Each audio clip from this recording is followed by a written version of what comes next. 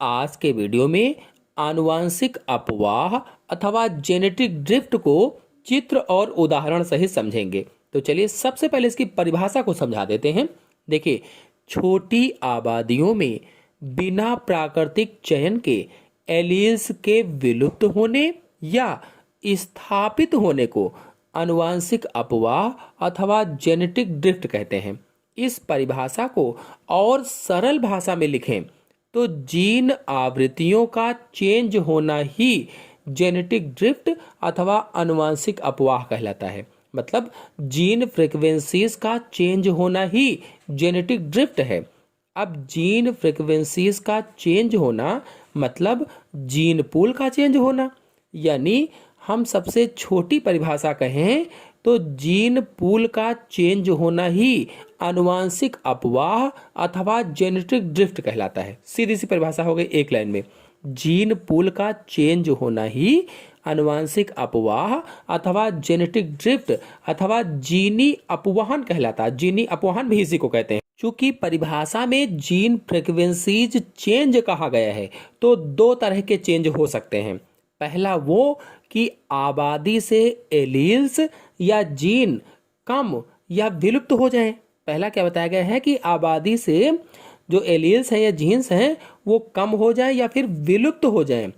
और दूसरा वो कि आबादी में जीन्स स्थापित हो जाएं यानी बढ़ जाएं।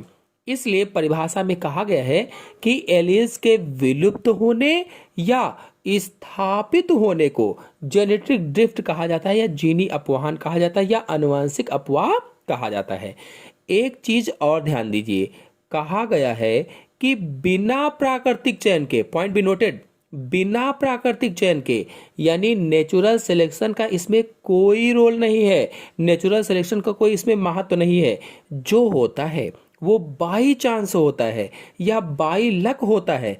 मतलब बाई चांस बचे, लक नहीं था तो मरे। आपको बता दें, जीनी अपवाहन को या जेनेटिक ड्रिफ्ट को दो प्रकार से समझाया जा सकता है। पहला है फाउंडर प्रभाव या फाउंडर इफेक्ट और दूसरा है बोतल नेक प्रभाव या बोतल नेक इफेक्ट। तो चलिए पहले को समझाते हैं। पहला है फाउंडर प्रभाव या फाउंडर इफेक्ट। तो पहले इसमें जो लिखा है वो पढ़ देते हैं, इसके बाद बहुत अच्छा उदाहरण देकर आपको समझाते हैं। देखिए, जब लोगों का एक छोटा समूह, उस छोटे समूह को क्या कहेंगे? फाउंडर्स। तो जब लोगों का एक छोटा समूह जिन्हें फाउंडर्स कहते हैं अपने प्राचीन ग्रह स्थान को छोड़कर किसी नई बस्ती में जाते हैं तो इस नई आबादी की जीनोटाइप फ्रीक्वेंसी बस्ती की मूल आबादी से भिन्न हो जाती है और नई बस्ती में एक भिन्न जीनोटाइप की उत्पत्ति को फाउंडर प्रभाव या फाउंडर इफेक्ट कहते हैं। चलिए एक उदाहरण से इसको समझाते हैं। जैसे ये एक गांव की पूरी मूल आबादी है और इसमें 95% लोग गोरे हैं। इस मूल आबादी में लगभग 95% लोग गोरे हैं और 5% लोग काले हैं। इसमें से कुछ लोगों ने कहीं दूर जाकर बसने का फैसला किया। कुछ लोगों ने क्या किया कि हम कहीं दूर जाकर बसेंगे, कोई कारण नहीं है, बिना कारण ही कहीं दूर जाकर बसने का फैसला किया। जब ये लोग कहीं दूर जाकर बस जाते हैं मतलब एक छोटा समूह आबादी से अलग हुआ और कहीं दूर जाकर बस गया। अब वहां पर इनकी संतानें जो होंगी वो इनकी जैसी होंगी, यानी कि काले होंगे, जिससे काले लोगों की संख्या बढ़ेगी। मतलब इस नई आबादी की जीनोटाइप फ्रीक्वेंसी मूल आबादी से अलग हो गई तो नई आबादी में एक भिन्न जीनोटाइप की उत्पत्ति ही फाउंडर प्रभाव कहलाती है। सोचो, इस नई आबादी को फाउंड किसने किया?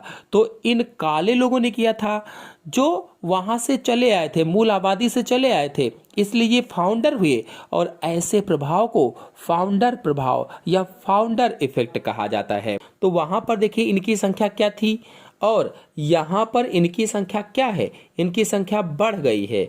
तो इसे ही क्या कहते हैं? फाउंडर प्रभाव कहते हैं, क्योंकि इसमें जीनोटाइप फ्रीक्वेंसी चेंज हो गई है। अब देखिए बोतल नेक प्रभाव में क्या है, तो बोतल नेक इफेक्ट को पढ़ते हैं, फिर इसको समझाते हैं उदाहरण से। देखिए भूकंप, आग, बाढ़, तूफान आदि प्राकृतिक विपदाओं के कारण अचानक ही जीव के भारी संख्या में मरने के कारण आबादी आकार में छोटा हो जाता है। प्रायः जीवित बची इस छोटी आबादी का जीन कोष वास्तविक आबादी का सही प्रतिनिधित्व नहीं करता है।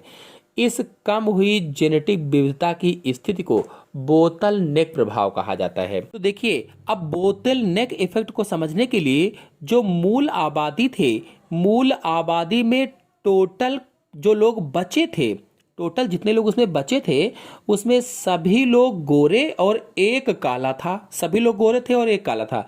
माना वहां एक भयानक तूफान आता है या आग लग जाती है जिसमें लगभग जितने लोग बचे थे उसमें से 85% लोग मारे जाते हैं, 85% लोग मारे जाते हैं। तो अब उस आबादी में केवल 5% लोग गोरे ही बचे हैं, 85% लोग मारे गए तो केवल 5% ही गोरे बचते हैं। अब उसमें से काला कोई भी नहीं बचा, केवल 5% लोग गोरे बचे। पहले कितनी आबादी थी, बहुत ही ज्यादा संख्या थी इनकी, लेकिन धीरे धीरे करके कम रह गई, बोतल के नेक के समान रह गई। जैसे बोतल की नेक छोटी सी पतली सी होती है, बिल्कुल वैसे ही रह गई।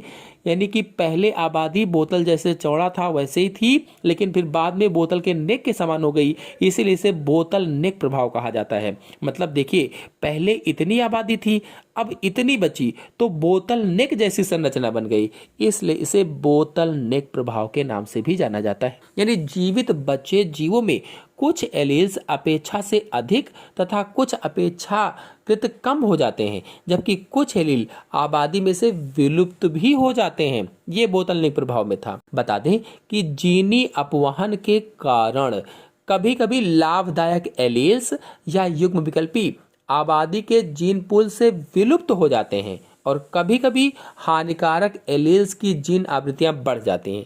यानी कभी कभी लाभदायक बिल्कुल समाप्त ही हो जाते हैं या फिर कम हो जाते हैं, और कभी कभी हानिकारक एलील्स की आवृत्तियां जो होती हैं, जीन फ्रीक्वेंसी जो होती हैं वो बढ़ जाती हैं।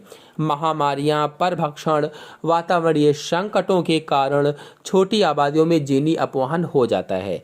चाहे वो महामारी हो, चाहे परभक्षण हो, चाहे वातावरण का कोई संकट हो, इनके कारण जो छोटी आबादियां होती हैं उन छोटी आबादियों में जीनी अपवहन हो जाता है, और जीनी अपवहन के कारण एलील्स के विलुप्त होने से छोटी आबादियों में समयुग्मता का विकास हो जाता है। तो आशा है आप सभी लोगों को जीनी अपवहन अथवा जेनेटिक ड्रिफ्ट अच्छी तरह से समझ में आ गई होगी। समझ में आ गई हो तो वीडियो को लाइक और शेयर कीजिए। धन्यवाद।